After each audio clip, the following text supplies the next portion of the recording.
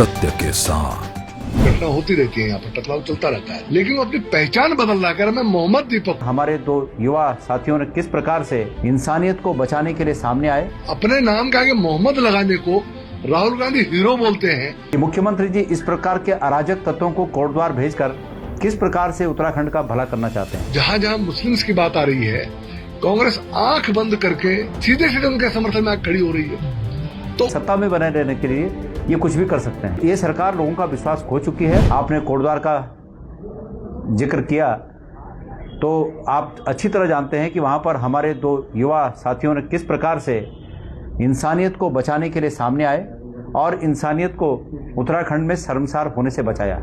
मुख्यमंत्री जी से सीधा सवाल है कि मुख्यमंत्री जी इस प्रकार के अराजक तत्वों को कोटद्वार भेजकर किस प्रकार से उत्तराखंड का भला करना चाहते हैं। इसलिए ये सरकार लोगों का विश्वास खो चुकी है और लोग अच्छी तरह जान चुके हैं कि ये सत्ता में बने रहने के लिए ये कुछ भी कर सकते हैं। तो अफसोस की बात है। देखिए, बहुत दुर्भाग्यपूर्ण है। देहरादून, हरिद्वार, उधम सिंह नगर, इन जगहों पर तो इस तरह का माहौल रहता है और पहले से ही रहता है। तो यहाँ पर अगर इस तरह की घटनाएं होती है तो ये अपने आप में बहुत बड़ा मामला नहीं मैं मानता इनको, क्योंकि घटना होती रहती है, यहाँ पर टकराव चलता रहता है। लेकिन ये स्थिति कोटद्वार में और पहाड़ों में जो होने जा रही है, ये अपने आप में बहुत दुर्भाग्यपूर्ण है। और सबसे बड़ा दुर्भाग्य इस बात का है कि कोटद्वार की घटना में जिस नौजवान ने अपने मुस्लिम युवक की मदद करने के लिए जो आगे आया, उसने कहा मैं मोहम्मद दीपक हूँ।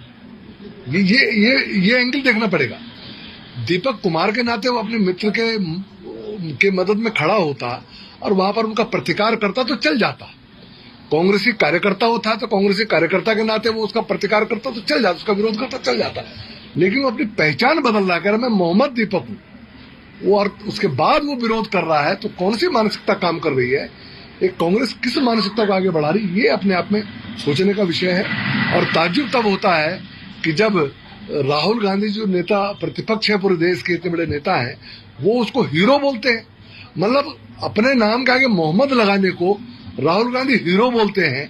उत्तराखंड की जो सांस्कृतिक जो सोच है वो किस तरफ जा रही है, देवभूमि का देव तो इस कांग्रेस के रहते बचेगा कि नहीं बचेगा, ये चिंता का विषय बन गया है।